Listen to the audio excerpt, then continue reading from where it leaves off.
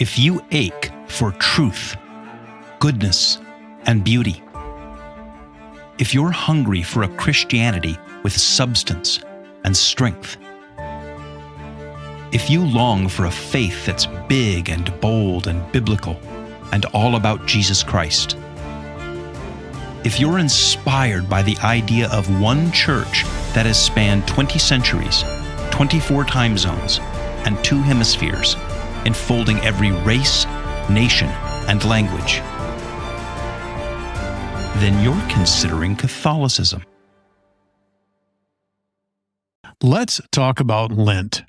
Okay. It's Lenten season right now. In fact, today is the first Friday of Lent. It is. Which would make, if I understand this correctly, I'm pointing over my shoulder because that's where I see Wednesday.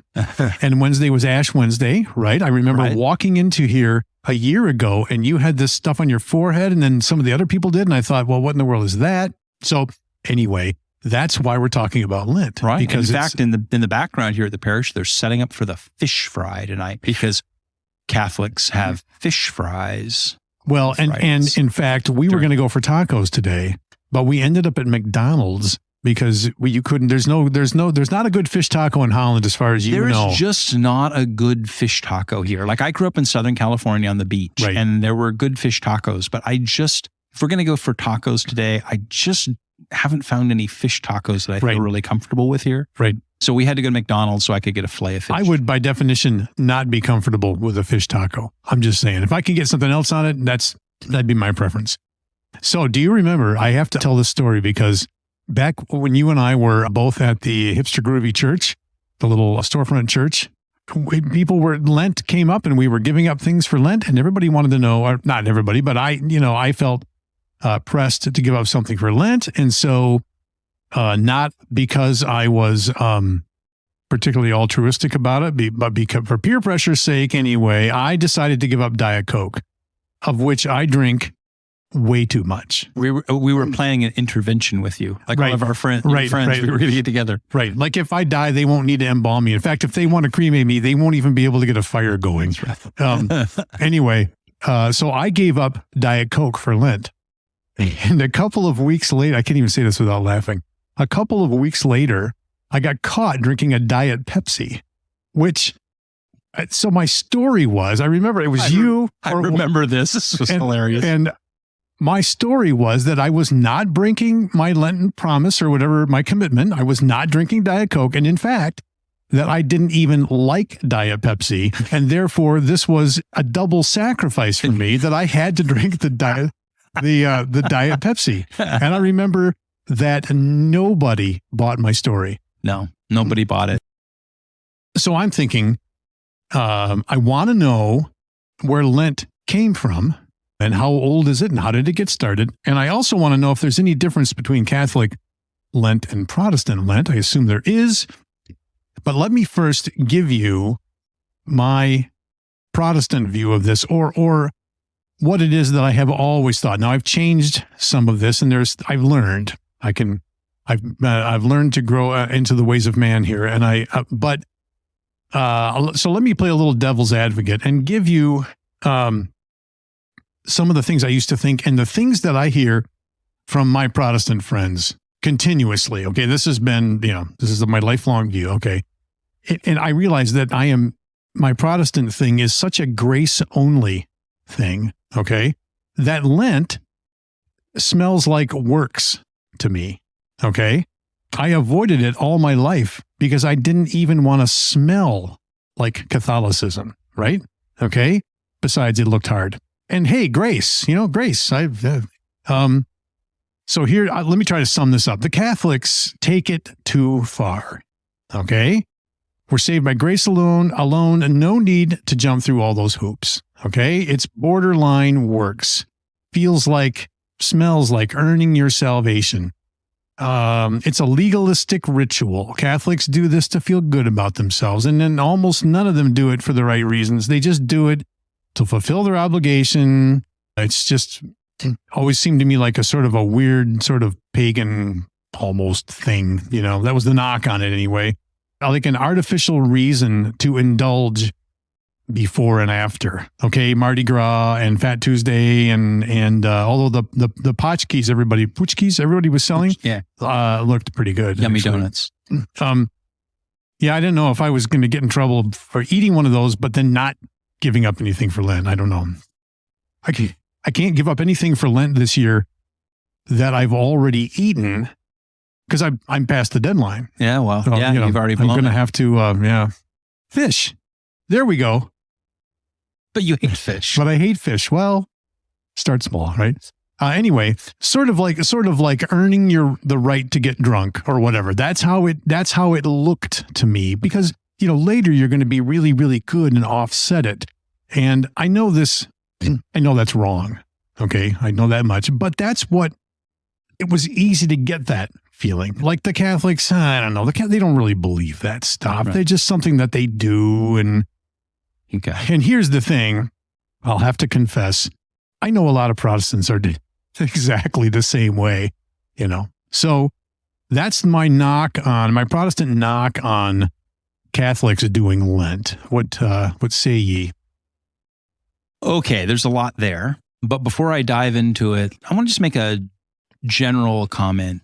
I think there's a tendency whenever we kind of compare and contrast religions or political parties or one group or the other group, I think it's sort of a natural human thing to take the best examples from our side and compare them to the worst examples from the other side. And I think, in fairness, we do that too. I mean, I think we've done that on the podcast here. We can look at Catholic saints, Saint so-and-so, who's the best example of Catholicism, and contrast them with the most ridiculous examples we can find from Protestantism. And Protestants will do the same thing. They'll look at the most ridiculous examples of Catholics abusing their tradition and compare them to the most noble and pious Protestants.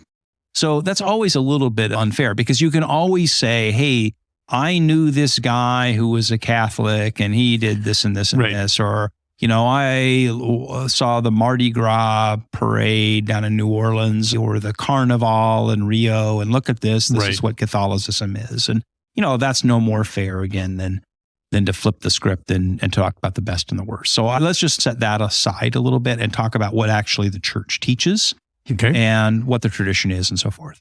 So let's go back up to your first question, which is, what is it and where did it come from? So first of all, let's start with the name, Lent. Okay? Somebody say, well, the word Lent isn't in the Bible. Absolutely correct. The word Lent isn't in the Bible because it's a Germanic word. Actually, it's a Old English Germanic word from the early Middle Ages or whatever.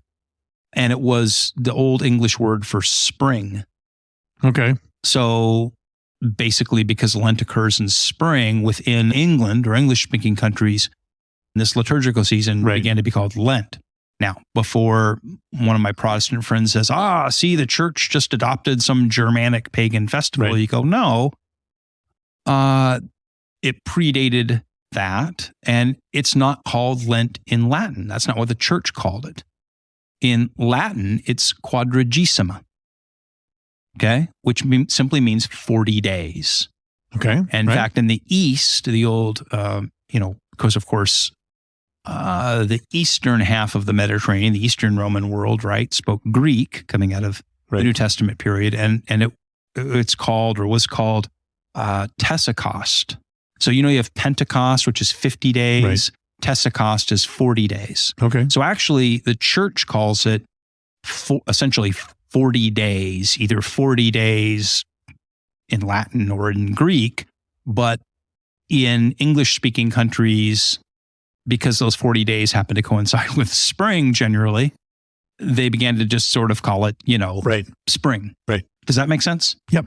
So that's what it is. It's a 40-day period that runs from Ash Wednesday through Maundy Thursday.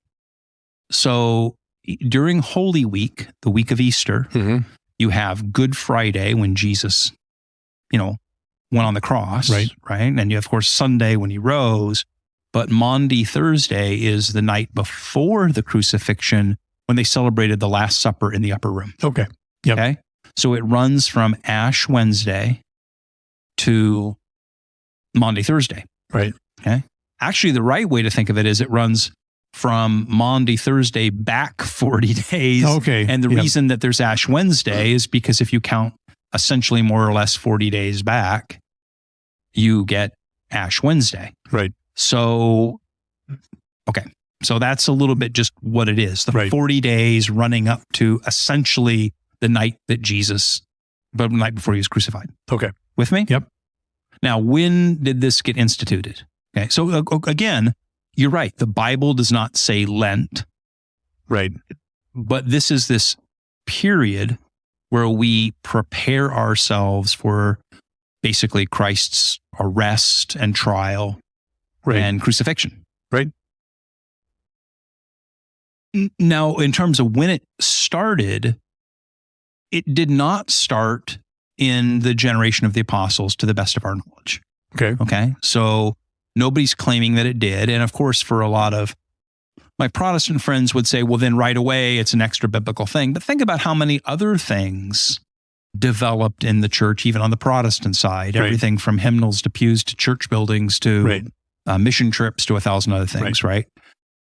But during the generation of the apostles, what was very biblical is fasting, periodic fasting. So Paul talks, Jesus fasted, the apostles fasted. Paul actually talks about fasting in his letters and was a practitioner of it.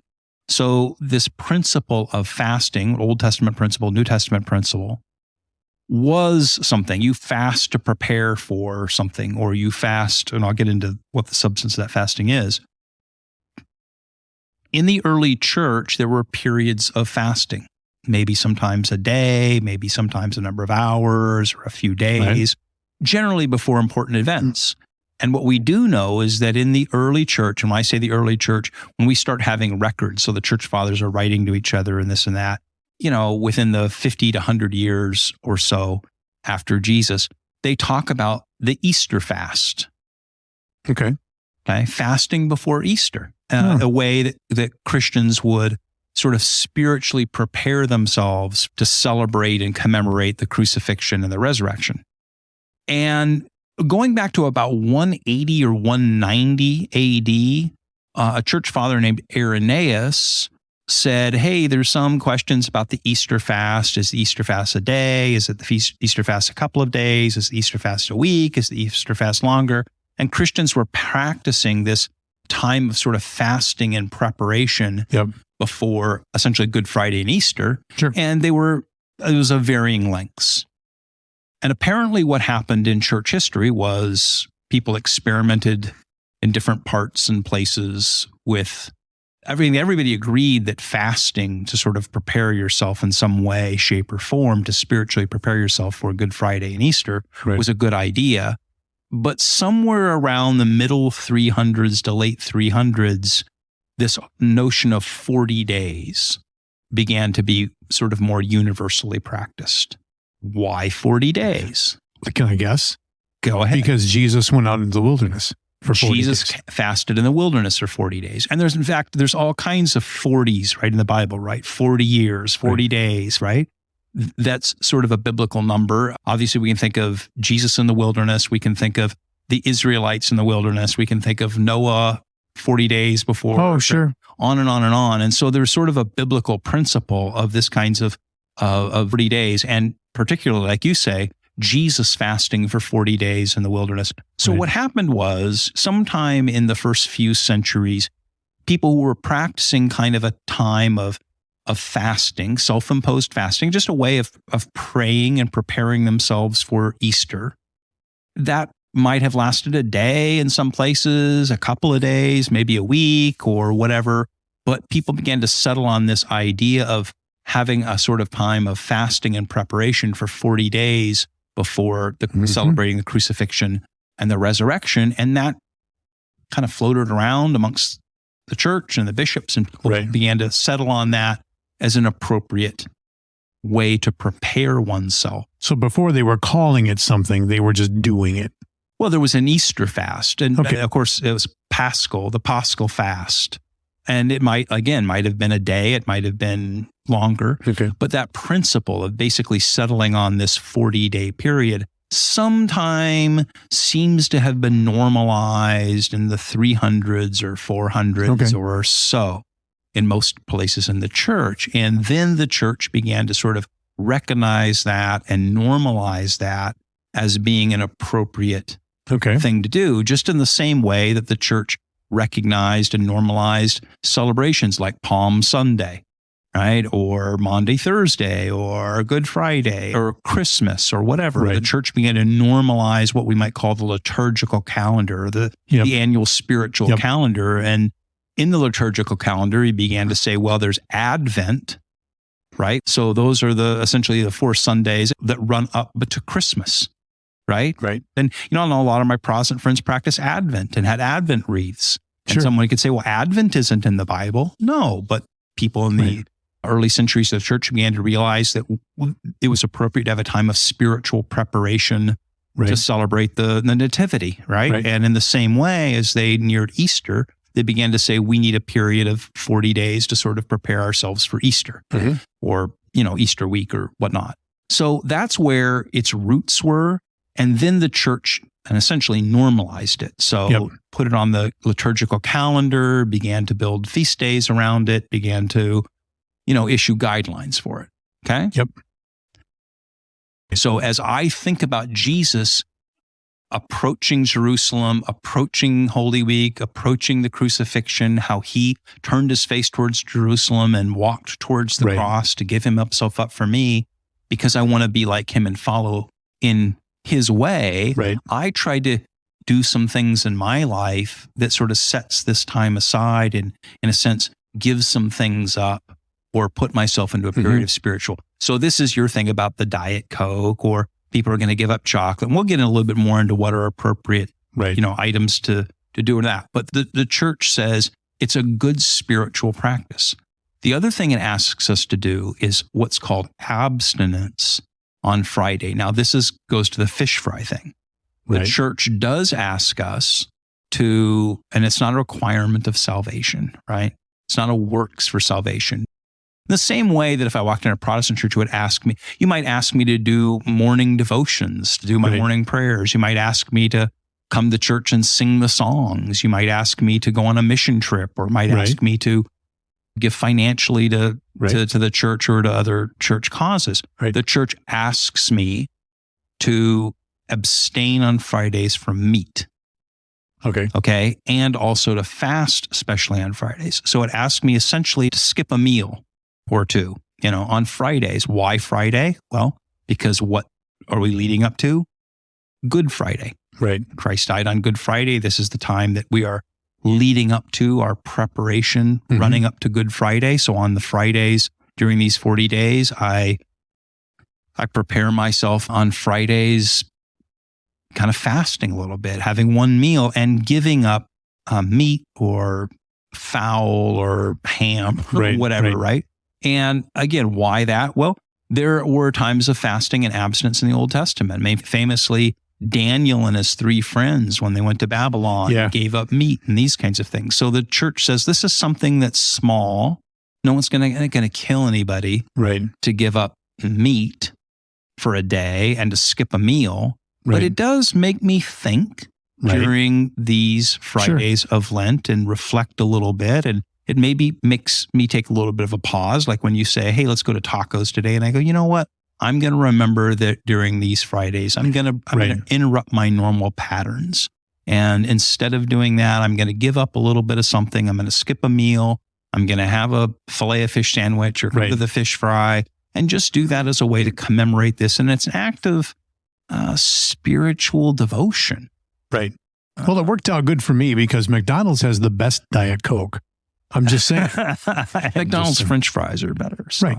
So there we go. So that's what Lent is it's this period of preparation, this period of fasting and to some degree abstinence to commemorate these 40 days. Now, as far as what we give up, I want to talk a little bit about your Diet Coke thing or whatever. So to your friends who say, well, as you said, the Catholics are trying to do work salvation and earn their way and jump through hoops and blah, blah, blah, blah, blah, blah, blah. And you also asked about, the difference between Protestant Lent and Catholic Lent.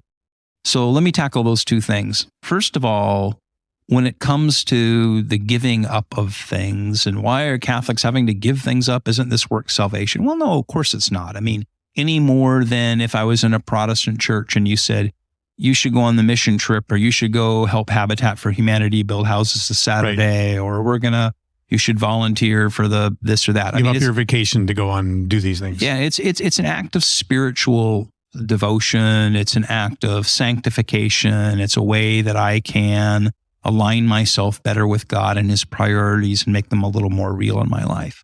But I do think there's a notion of fasting that's misunderstood. Fasting is all through the Old Testament. Jesus fasted, the apostles fasted. But here's the thing that I think is often misunderstood about fasting, at least within the Catholic Church. I think people can say, oh, look, you're taking away things from people, or people are flagellating themselves or doing self-punishment or whatever because they think they're going to earn something before God. I think that's a complete misunderstanding. I think what we do in fasting is we give up a lesser good in exchange for a higher good. So if you think about good things, they range from good, better, best, right? Some kind of a hierarchy of goodness, right? So you and I going and getting tacos today is good. It's very good, right? But maybe me taking a break from eating tacos for today, I give up a good for a higher good, which is just reminding myself that Christ loves me and died for me.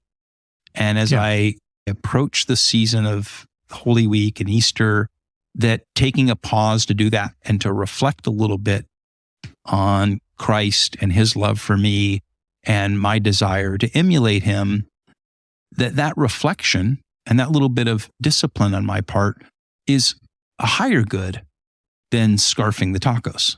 Right. It's not that the tacos are bad, but that maybe sometimes taking a break from tacos to pray is a little better. Take something like priestly celibacy, which is completely misunderstood, I think, in a lot of ways. So you'll have Protestants say, well, why a priest be celibate and blah, blah, blah, and, isn't marriage a good? It is a good. But again, what is happening there is you are giving up a good for a higher good in the case of the priest. Now, not everybody is called to the celibate life, but to those who are called to give their life completely and their career and and the material things of their life more completely to God by taking the time and energy and devotion that one would give to a spouse and giving it to Christ and his church is a higher good. So it isn't so much the sort of fasting element or sacrifice element isn't so much like a masochism or a punishment as a true sacrifice where I take something that is good and I give it up in my life for something better. And again, not everybody is called to be celibate. Not only everybody is called to give up Diet Coke or miss tacos. Well, if everybody was called to be celibate in one generation, we wouldn't have any Catholics. Obviously, right? But we can all understand this. I mean, in the same way, getting up in the morning and, going out for pancakes with Ed might be good, but maybe getting up and going to the gym might be better. So, I think we can all understand that notion and that sometimes we voluntarily give up that lesser good for a higher good. And that's what we're really doing during Lent. It isn't so much that Catholics are being punished or that Catholics are jumping through hoops or Catholics are doing anything else. What we're doing is saying during these 40 days, we're spiritually preparing ourselves and undertaking some act of devotion and discipline to, in a sense, get ourselves more spiritually fit by giving up some small things, maybe for better things.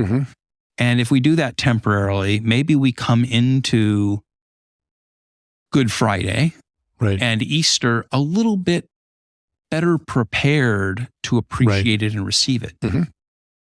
Makes sense. Now, Protestant Lent versus Catholic Lent. Well, I guess that depends on the Protestants and how they're practicing it. But I can think of one obvious difference between the two. And that is the church, in the Catholic Church, the church asks us to do this. And because we believe that the church has spiritual authority. Right. And during my time when I was a Protestant and Protestants would kind of sort of practice a little bit of Lent. Right. The church didn't really ask us to do it because the church, in a sense, didn't have the authority to do it because it had a different idea of the church. Sure. It became sort of a voluntary practice that some Protestants did, but it didn't come with the notion that the church has asked us as faithful members to do this. Well, I had case in point here. The last couple of weeks, I stepped back into my old world, and I was leading worship at a big church here nearby, subbing for a friend who went on vacation, and Lent's coming up, and in the staff meeting I was required to go to, which reminded me why I didn't want to do this anymore. But anyway, they had this Lent handout, and they were saying, we're going to ask people to do this, but that was pretty low key. It was just, okay, here's a handout. If you want to do this during Lent, you can, but otherwise, Yeah, I think we even toyed with this a little bit in the church that you and I worked in, where there were some of these kinds of spiritual practices, and we would say these are sort of historic Christian practices that we kind of toyed with a little bit without getting too into them. Right. So I will never forget there was a time when somebody in the church had decided, well, we could have these kinds of stations of the cross, which is something that we do during Lent. So during Lent, on Fridays, like tonight here at the parish, there will be stations of the cross. So maybe we can talk about that some other time. But in every Catholic church, there are these plaques or little statues. Usually they're like plaques on the wall that commemorate the various steps that Jesus took from his praying in the Garden of Gethsemane, his trial, his flogging, his carrying of the cross, his death on the cross. So there are these stations that commemorate all those various steps. Right. And on Fridays during Lent, Catholics are asked or encouraged to go to the church, and you walk from station to station and say a prayer at each one during the time, reflecting, obviously, on Jesus's path to the cross. And so I remember one time in the Protestant church that you and I were in, it's like, well, we should like set up some little thing at the church. And I think what we did is we had this little like self-tour deal. I remember that. Yeah. And you could kind of go to the church on your own. And there were these little... they had to lay down on the floor and you walk through these. Yeah, you walk in. There was like, a CD player with some music playing, and you would kind of... And I guess, we were kind of like toying with some of this. But I think the difference in the Catholic Church is that these things are organized, they are endorsed by the church, they are to some degree required. In other words, they're not required, I almost get tired of saying this, they're not required for our salvation.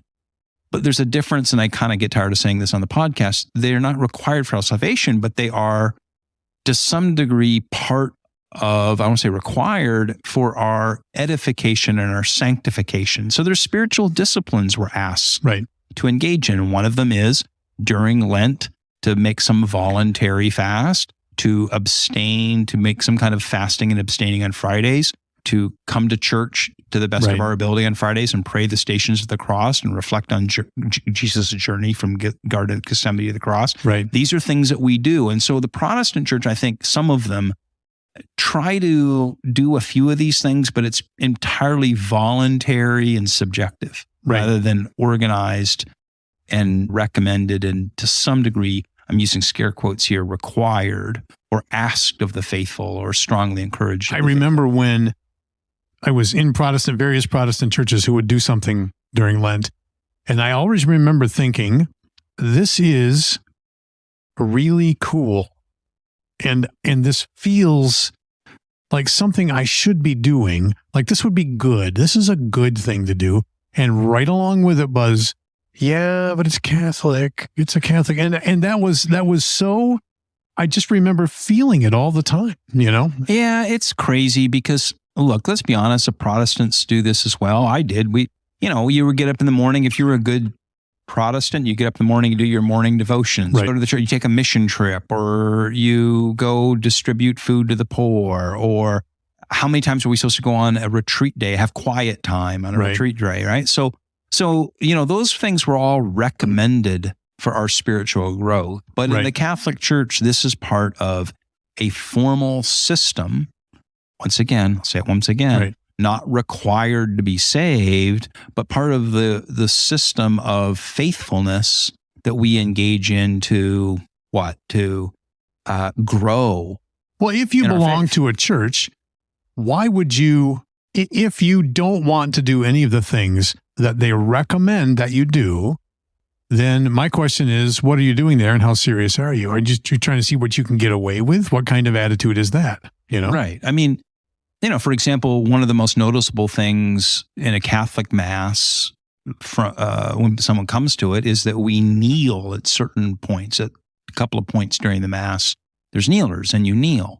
Oh, why do we have to kneel? Are you saying that we have to kneel in order to be Right. saved? And go, no, but the church asks you to kneel because when we're praying, it's Right. appropriate to kneel before the Lord. So the church asks me to do it. Now, what if I have bad knees? Well, then you don't have to do it if you have bad knees. Right. But if you don't have bad knees, the church is asking you and saying to you, it is entirely appropriate and what you should do, and in a sense you're, I'll say required to do, is to kneel when we pray. And it's, so right, there are these kinds of spiritual practices. And one other thing too is, let's go back to the Fat Tuesday whole thing. Okay. So this is the thing where you see people with the punch keys and all this. Right. And this is sort of a cultural thing that arose in a lot of Catholic countries, that people, knowing that we were about to embark on the Right. 40 days, and when people would be asked to give some things up, people being people, a lot of times said, well, I'm going to at least, Right. go out in style, right? So if I decided to give up dessert and ice cream or whatever for Lent, then I'm going to gorge myself and eat Right. a gallon of ice cream the day before I have to give Right. it up. Or, if I decided I'm going to give up drinking wine or something, well, I'm going to drink a gallon of it on Tuesday. And you Right. can just see how in Sure. cultural context, this would just evolve into a fiasco. And that's why you can point to these kinds of Fat Tuesday things. But I think there's kind of a fun kind of cultural aspect to that we build up to this. Look at what we do with Black Friday for the Christmas Sure. season, right? It's like Thanksgiving and the next day it's Black Friday and everyone's going to go to this Walmart Right. and beat each other to death in a Right. stampede or whatever, and buy a bunch of stuff on sale. And it sort of gets us into the Christmas spirit. Right. And it's sort of in the same way, we know we're going into Lent and there's a sort of celebratory nature. Obviously, Right. we don't want to get drunk and do crazy things, but there's sort of a celebratory, oh my gosh, we're about to go into Lent and, maybe, people celebrate a little bit too much. But it's more of a cultural thing than a theological or spiritual issue. For my Protestant friends who are listening, if you're struggling with this or wondering about it, this is a thing. Ask yourself, if your problem with Catholics is that they make you do things, that's sort of, to think about the word protest and Protestant, that seems to be baked into the Protestant cake, is nobody can make me do anything. I'm not going to do that. And I'm not going to submit to the authority. And that's how they see it anyway. And that's, I now that I examine myself and look back over my life, whenever I have run into these things that were first Catholic or early church or church things, I realized that I was drawn to the weightiness of them, and I felt the urge to rebel rising up in me. It's a self-examination. I think as we've talked on this podcast about a lot of topics, that's a recurrent theme. That there's a lot of things that when I explain them to you, or I explain them to other Protestants, or when they were explained to me for the first time, I go, well, that seems entirely reasonable. That's not unreasonable. But I bristled at the idea that there was an authority, that the church had any authority to ask me or require me to do things that were entirely reasonable. And I think that is a real part of the Protestant DNA, is that if I was talking to a Protestant friend the other day, and we were kind of talking about Lent. They're like, yeah, spiritual disciplines and, fasting and prayer. Right. That's all, good and good. But the church can't make me do it. Right. And so the fact that the church is telling me I should just rubs my fur the wrong way. And I think that is, to your point, Ed, I think that is something that people should examine, because this isn't the episode for it, but it goes back to whether we believe that the church has spiritual authority or has the authority to recommend things to us. And if we go back to the apostles, where read the letters of Paul, my Protestant friends, right? And Paul instructs the churches, I ask you to do this, and I ask you that, and I tell you to do this. And so what we believe is that apostolic authority of the apostles has been preserved in the church, and that the church, in the spirit of the apostles and with the authority of the apostles, asks us to do certain things for not only to, be saved, and not that the things we talk about today are about salvation, but also asks us to do them as a matter of spiritual discipline and spiritual growth. Sure. This is good stuff. I love this discussion. I would have had this discussion with you at McDonald's earlier if we didn't hold off, because we knew we were going to talk about this. I know. And then I got a fillet of fish, and we have fish Friday night. So, but have look forward to. One of these days we'll get you to the fish fry. Wait, my wife and I make pizza every Friday night, but we're having turkey pepperoni. Does that? No, you can't have fowl. You can't have turkey or chicken. But you could just have a cheese pizza. Being a Catholic is hard. I know. All right, thanks. Thank you for listening. My name is Greg Smith. And if you've enjoyed this podcast, would you please hit the like and subscribe buttons wherever you get your podcasts? And please share it with others. And if you're curious about the Catholic worldview and faith, the Church and its saints, or Catholic history, culture, and art, then visit consideringcatholicism.com and email me to let me know what you think. Greg@consideringcatholicism.com.